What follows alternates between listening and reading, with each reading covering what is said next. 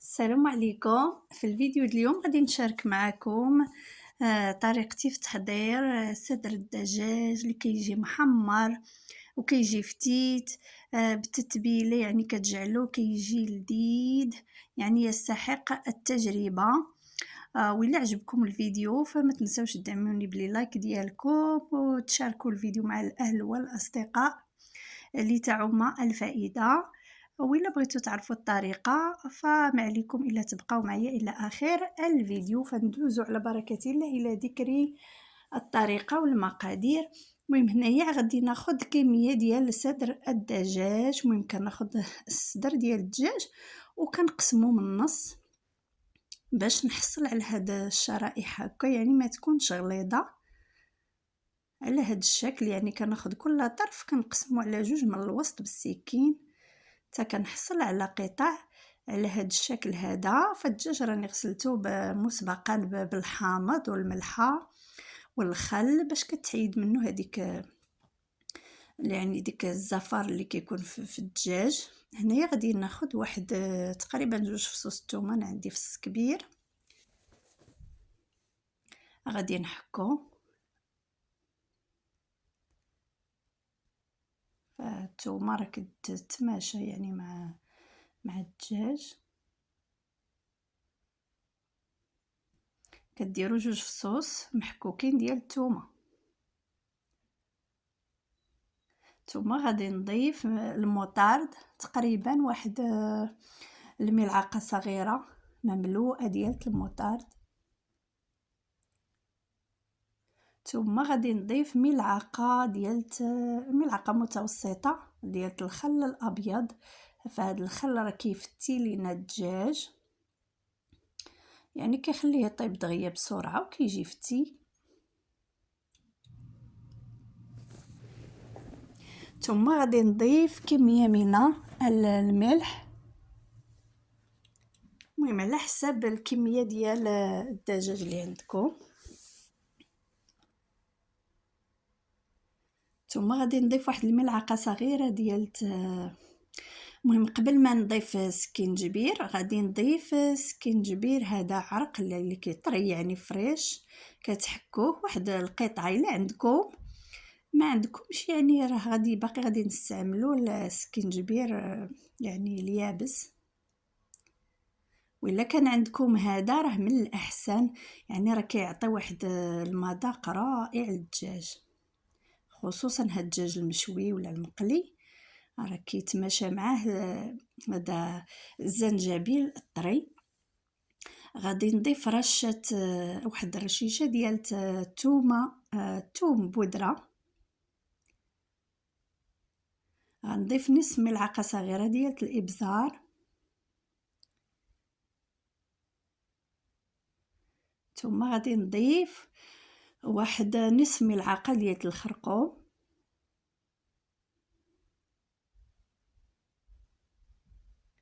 هنايا غادي نضيف سكينجبير كي قلت لكم تقريبا ملعقه صغيره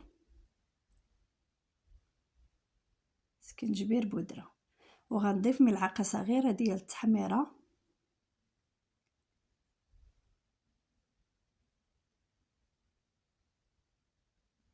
ثم هنايا المكون يعني الاساسي هو زريعه القزبور،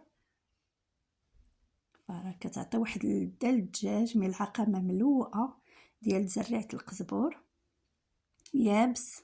وهنا غادي ناخذ راس ملعقه ديال الفلفله الحاره، ولا عندكم الهريسه فراه كتستعملوا الهريسه. انا ما عنديش الهريسه، يعني درت شويه القليل من الحار. انا غادي نضيف تقريبا واحد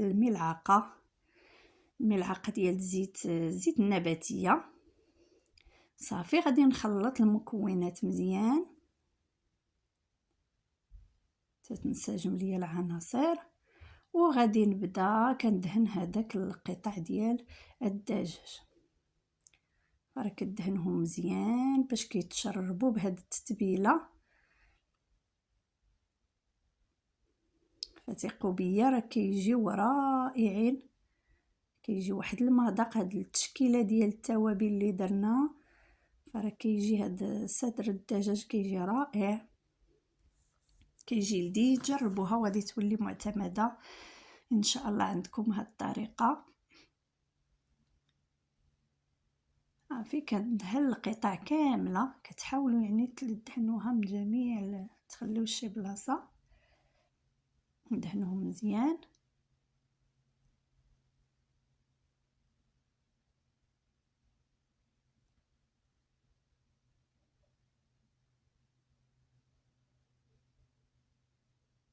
ضروري مدهنهم مزيان.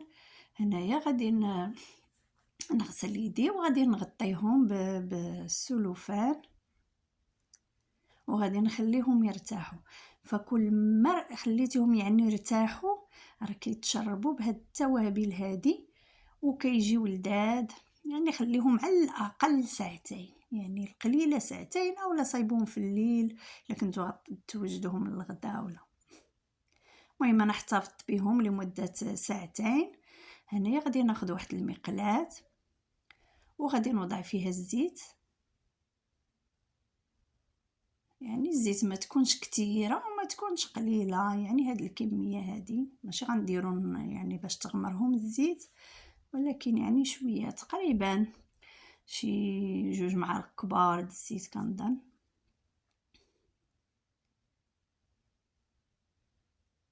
صافي غادي نتسنى على ما تسخن ليا الزيت على درجه حراره متوسطه. غنبدا نوضع القطع ديالي.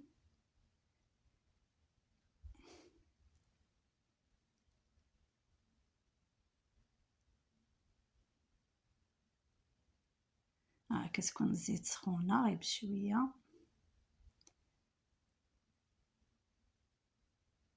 صافي غادي نخليوهم تقريبا واحد 3 دقائق حتى 4 دقائق على كل جهه،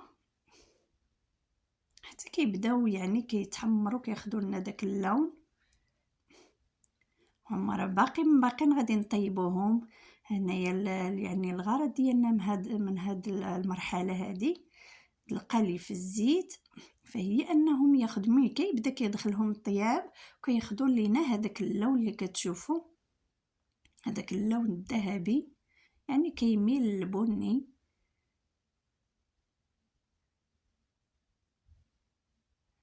المهم كنقلبوهم فاش كياخذوا لينا داك اللون،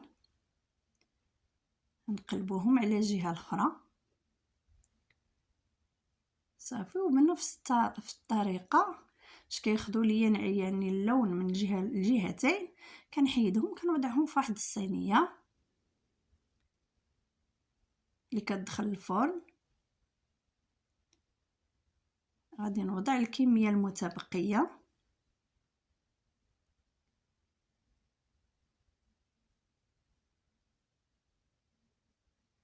فكي قلت لكم هذه المرحله فقط 3 دقائق لكل جهه. هنا وضعتهم في الساليت، كنوضع الكميه اللي عندي في واحد الصينيه اللي كتدخل الفرن، كندخلهم للفرن باش كي على درجه حراره متوسطه، كنشعل لهم من التحت ومن الفوق وكنخليهم حتى كيزيدوا يعني كيكملوا ليا يعني الطياب.